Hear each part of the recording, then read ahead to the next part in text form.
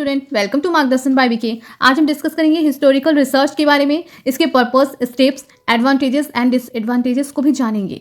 तो उससे पहले आपने हमारे चैनल को अगर अभी तक सब्सक्राइब नहीं किया है तो सब्सक्राइब कर ले। साथ ही ऐसे वीडियो को पाने के लिए बेल आइकन को प्रेस करना ना भूलें। और आपसे एक रिक्वेस्ट है स्टूडेंट्स, अगर आपको हमारी वीडियो अच्छी लगती है और आप इसी तरह के टॉपिक्स को फिर से पाना चाहते हैं तो इसके लिए आप हमारे वीडियो को लाइक ज़रूर दबाएं।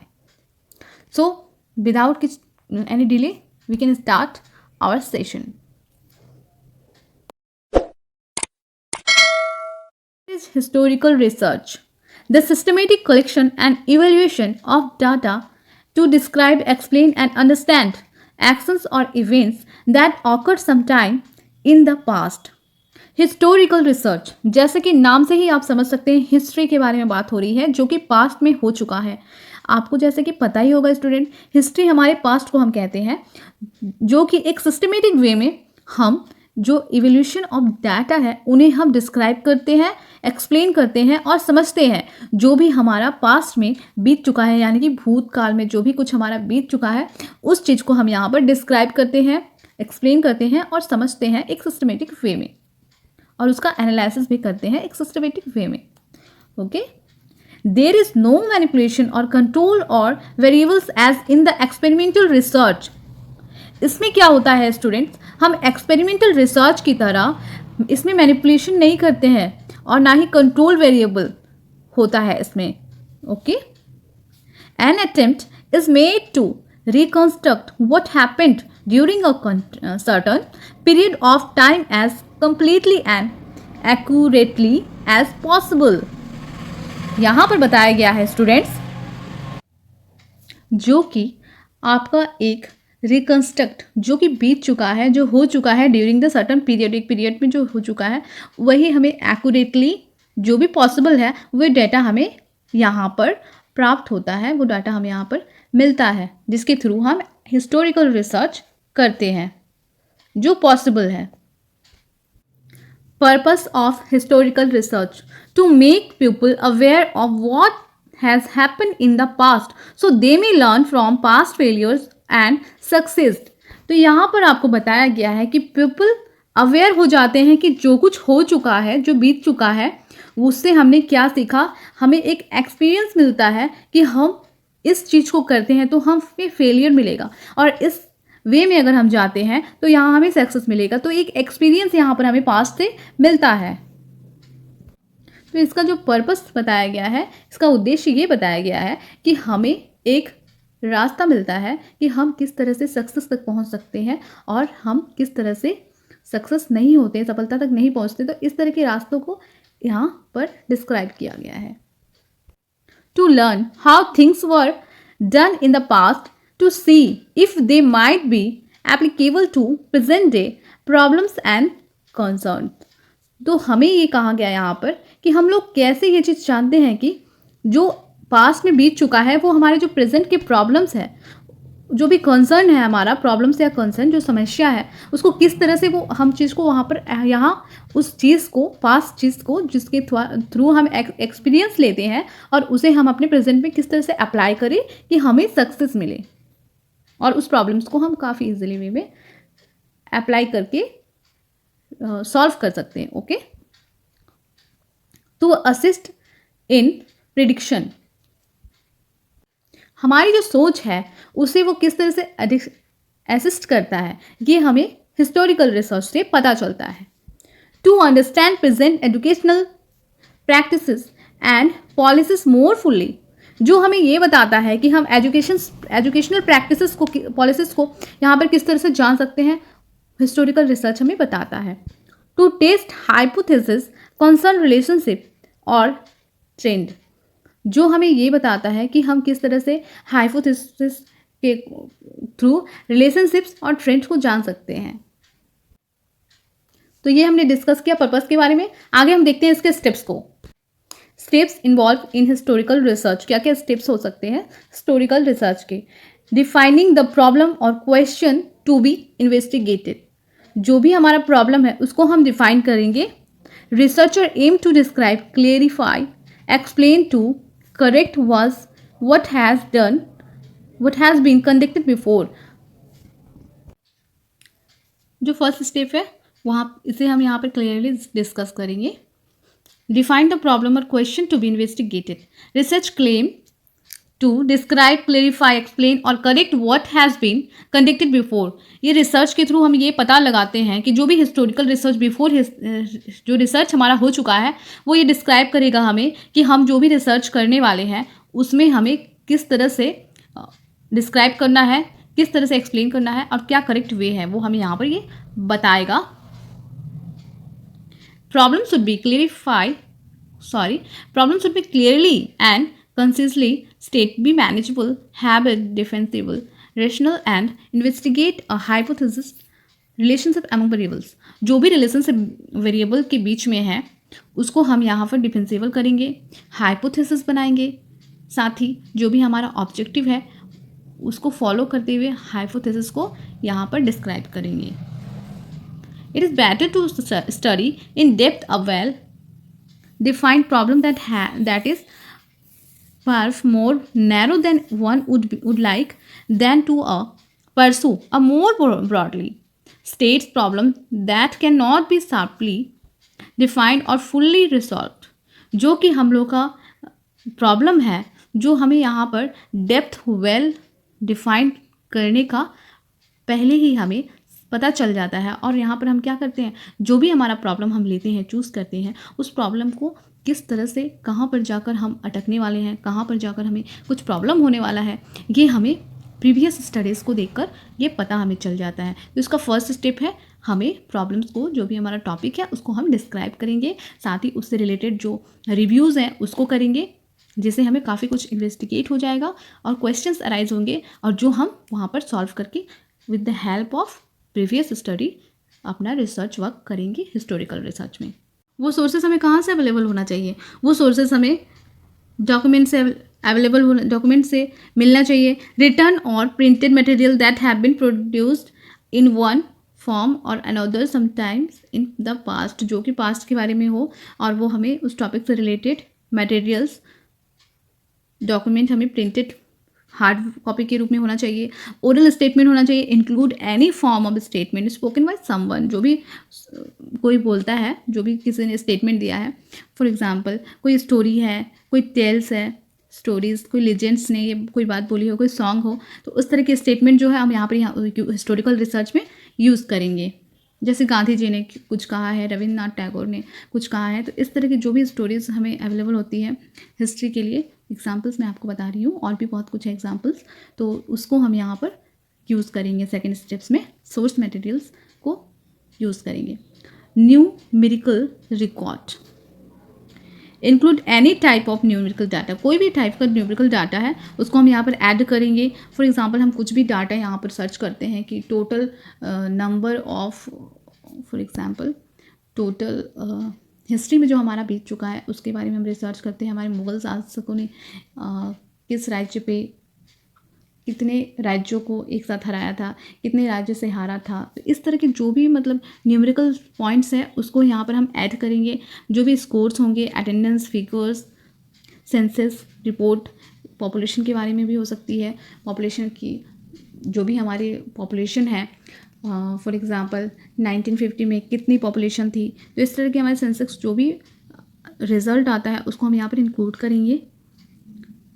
रिलिक्स में हम क्या करेंगे, एनी ऑब्जेक्ट हुज फिजिकल और visual characteristics can provide some information about the past. कोई भी ऑब्जेक्ट जो हमें फिजिकल और विजुअल कैरेक्टरिस्टिक्स, मतलब हम जो देख रहे हैं और हमें जो महसूस हो रहा है उससे रिलेटेड कोई भी तरह का हमें मिल रहा है विजुअल कैरेक्टरिस्टिक्स, तो उसको हम यहाँ पर पास्ट से रिलेटेड हो उसको यहाँ पर हम ऐड करेंगे. जैसे furniture, एडवर्क, clothing, building, monument and equipment, कुछ भी हो सकता है, उसको हम यहाँ पर ऐड करेंगे. देन हमारा थर्ड स्टेप्स है. थर्ड स्टेप क्या है हमारा, to assist in prediction. Third step क्या है हमारा, summarising and evaluating the information obtained from these sources. Researcher will summarise and evaluate the sources that they able to locate. जो भी हम सोर्सेज अवेलेबल हमें हो रही हैं उसके बारे में हमें ये पता होना चाहिए कि हम जो सोर्स का यूज़ कर रहे हैं वो रिलेवेंट हो, वो यूज़फुल हो, वैलिड हो. तो इस तरह का हमें पता करके उसे हमें यूज़ करना चाहिए, उसे हमें इवैल्यूएट करना चाहिए कि हाँ ये सोर्सेज जो हम उसमें यूज़ कर रहे हैं अपने रिसर्च में तो वो सही है। जो भी सोर्स हम ले रहे हैं वो प्राइमरी भी हो सकता है और सेकेंडरी सोर्सेज भी हो सकता है। तो इसे हम प्राइमरी और सेकेंडरी टू पार्ट में हमें इसको डिवाइड करना है, primary and secondary sources. Primary sources क्या होती है, वो ऐसी चीज़ें जो हमें डायरेक्ट मिलती हैं, जो हम डायरेक्टली मिलता है और हमें डिस्क्राइब कर देते हैं, हमें कुछ करना नहीं पड़ता है। और सेकेंडरी सोर्सेज में क्या होती है, जो वैसी चीज़ें जो हमें डायरेक्टली प्राप्त नहीं होती है, हमें किसी के थ्रू प्राप्त होती है, कोई हमें बताता है और उसके थ्रू हमें मिलता है, तो वो हमारा हो जाएगा सेकेंडरी सोर्सेज। प्राइमरी को हम एक एग्जाम्पल्स में समझ लेते हैं। A photograph of convocation ceremony, जो फोटोग्राफ हमें मिल गया कॉन्वोकेशन सेरेमनी, फॉर एग्जाम्पल यहाँ बताया मैंने 1984 का कोई फोटोग्राफ मिल गया कॉन्वोकेशन सेरेमनी, तो ये हमारा हो जाएगा प्राइमरी रिसर्च, डायरेक्टली हमने उसको मिला, हमने अपने रिसर्च वर्क में यूज़ कर दिया। Then minutes of a school board meeting in 1980 taken by secretary of the board, जो ये भी यहाँ पर जो बताया गया है minutes of the school board की मीटिंग्स हमें मिल गई 1982, तो उसे हम डायरेक्टली यूज़ कर दे रहे हैं अपने रिसर्च वर्क में। एंड ऐसे written during world war two by students, world war 2 के बारे में किसी स्टूडेंट्स ने कुछ रिटर्न किया है, ऐसे लिखा है, तो उसको हम अपने डायरेक्टली रिसर्च वर्क में यूज़ कर दे रहे हैं। तो ये हमारा प्राइमरी रिसर्च में ये सारी चीज़ें प्राइमरी सोर्सेस में आएंगी। देन सेकेंडरी रिसोर्सेज में क्या होगा, सेकेंडरी सोर्सेज में हम क्या कर रहे हैं, a magazine article summarising Aristotle views and education. जो हम सेकेंडरी सोर्सेज वो है हमारी, जिसको हम एरिस्टोटल ने जो मैगजीन राइट किया था, समराइज़ किया था, उसे हम यूज़ कर रहे हैं। तो यहाँ पर क्या किया है, पहले किसी ने उसे किया हुआ है, उसे डिटेल में उसे सोर्सेस अवेलेबल कराई है किसी ने, फिर उसको उसने क्या किया, एरिस्टोटल ने क्या किया, उसको फिर से समराइज़ कर दिया है और हम उस समराइज चीज को यूज़ कर रहे हैं अपने हिस्टोरिकल रिसर्च वर्क में, तो वो हमारा हो जाएगा secondary. A book describing schooling in England during 1700, जो बुक है उसको डिस्क्राइब किया गया, एक बुक है ऑलरेडी और उसको फिर से डिस्क्राइब कर रहे हैं किसी स्कूल ने इसे डिस्क्राइब किया है, तो उसे हम क्या कर रहे हैं, यूज़ कर रहे हैं अपने रिसर्च वर्क में। तो यहाँ पे सेकेंडरी डाटा ये हो जाएगा हमारा। A text book on educational research के बारे में कोई टेक्स्ट बुक है जो ऑलरेडी बनी हुई है, फिर से बन रही है, तो ऐसी चीज़ों को हम यूज़ कर रहे हैं, तो ये हमारा सेकेंडरी रिसोर्सेज हो जाएगी। देन हमारा फोर्थ स्टेप है presenting and interpreting the information जो है हमारा, researcher interpret the evidence obtained and then drawing off conclusion about the problem और हाइपोथेसिस, जो भी हमारा हाइपोथेसिस है, जो भी हमारा प्रॉब्लम है, जो टॉपिक है, उससे रिलेटेड हम यहाँ पर कंक्लूड करेंगे। फोर्थ स्टेप में हम यहाँ पर कंक्लूड करेंगे, एनालिसिस करेंगे, देन उसको रिजल्ट को इंटरप्रेट कर देंगे, एविडेंस को देखते हुए कंक्लूजन तक पहुँचेंगे। जो भी सोर्सेस हमें अवेलेबल थी उसके थ्रू हम क्या करेंगे, यहाँ पर कंक्लूजन तक पहुँचेंगे। तो ये फोर्थ स्टेप्स है हमारा। Determining the relevancy of the particular material to the question or the problem being investigated, recording the full bibliography data the sources, जो भी हमने सोर्सेस अवेलेबल कराई उसके थ्रू हम क्या कर रहे हैं, यहाँ पर organise the data collected under category related to the problem being studied, summarising pertinent information informate important fact quotation and questions, जो भी हमारे फैक्ट है उसको हम यहाँ पर समराइज कर देंगे और कंक्लूजन तक पहुँच जाएंगे। तो कंक्लूजन तक पहुँचने के लिए हम क्या करेंगे, एनालिसिस करेंगे। तो फोर्थ स्टेप में हम क्या कर रहे हैं, एनालिसिस करेंगे। एनालिसिस करने के लिए हमें क्या करना होगा, एक्सटर्नल क्रिटिसिज्म करना पड़ेगा और देन इंटरनल क्रिटिसिज्म। दो पार्ट में हम यहाँ पर डिवाइड करेंगे, एक्सटर्नल एंड इंटरनल क्रिटिसिज्म। तो एक्सटर्नल क्रिटिसिज्म में हम क्या देखेंगे, ये हु रोट दिस डॉक्यूमेंट, किसने ये डॉक्यूमेंट लिखा, ये हमें जानना होगा। External, for what purpose was the document return, क्या पर्पज़ हुई है जो उन्होंने ये डॉक्यूमेंट को लिखा है। When was the source meant return, क्या बात थी जो ये कब ये सोर्स उन्हें मिला था जिसके थ्रू उसने ये डिस्क्राइब करा है। Is the date on the document accurate, जो भी डेट डॉक्यूमेंट्स में मेंशन किया गया है क्या वो करेक्ट है। तो इस तरह के हम क्रिटिसिज्म करेंगे। इंटरनल क्रिटिसिज्म में क्या करेंगे हम, was the author present at the event he और सी इज डिस्क्राइबिंग, जो भी ऑथर ने प्रेजेंट किया है क्या वो उसने डिस्क्राइब किया है, was the author a participant in the और an observer of the event, author ने उस इवेंट्स को ऑब्जर्व किया है होगा।